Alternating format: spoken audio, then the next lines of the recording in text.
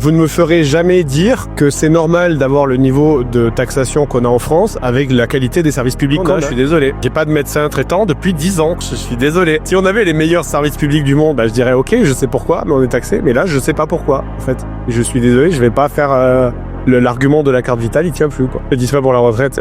Vraiment pas du zéro, quoi. Vraiment zéro, c'est triste. Mais déjà, je suis indépendant, en fait. En fait, c'est en tant que patron, je suis considéré comme un indépendant. Et les indépendants, ils ont une retraite qui est inexistante parce que on cotise quasiment pas à la retraite.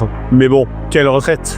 Est-ce qu'il y a vraiment une seule personne ici qui croit qu'il cotise pour quelque chose? Je ne sais pas. Moi, c'est ma take. C'est qu'on aurait déjà dû passer au système par capitalisation parce qu'il y a aucune chance que le système par répartition il tienne debout. Donc, arrêtons de faire... Ok, alors pour les personnes qui savent pas, il y a deux systèmes de retraite différents. Donc, si on est par capitalisation, ça veut dire que vous allez mettre de l'argent. Ça grésille apparemment. Je sais pas, dites-moi si ça grésille vraiment l'équipe. Légèrement. Ok. Bon, du coup, il y a plusieurs systèmes de retraite. Et donc, il y en a un qui s'appelle par participation, où vous allez, en fait, genre, imaginons, moi, je paye 1000 euros pour mes retraites. En fait, c'est pas pour mes retraites. C'est pour les retraites des gens qui sont à la retraite actuellement. Donc, mes 1000 euros, on les prend et on les donne à quelqu'un qui a genre 70 ans. Ok? Et on fait ça en boucle. Donc, ça veut dire que, dès le moment où vous cotisez, votre argent est utilisé pour être donné à quelqu'un qui est à la retraite. Et donc, c'est très bien. Répartition, au lieu de... Pas participation, répartition. Et donc, du coup, le problème avec ça, c'est qu'en gros, c'est juste un espèce de Ponzi. C'est juste, tu prends l'argent des nouveaux pour donner aux anciens.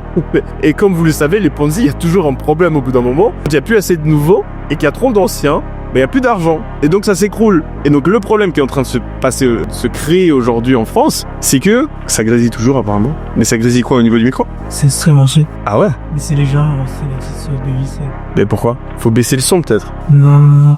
C'est le stream. Et le stream, s'il lag pas, ça doit être un truc sur l'audio, hein. Je vais baisser un peu. 1, 2, 1, 2.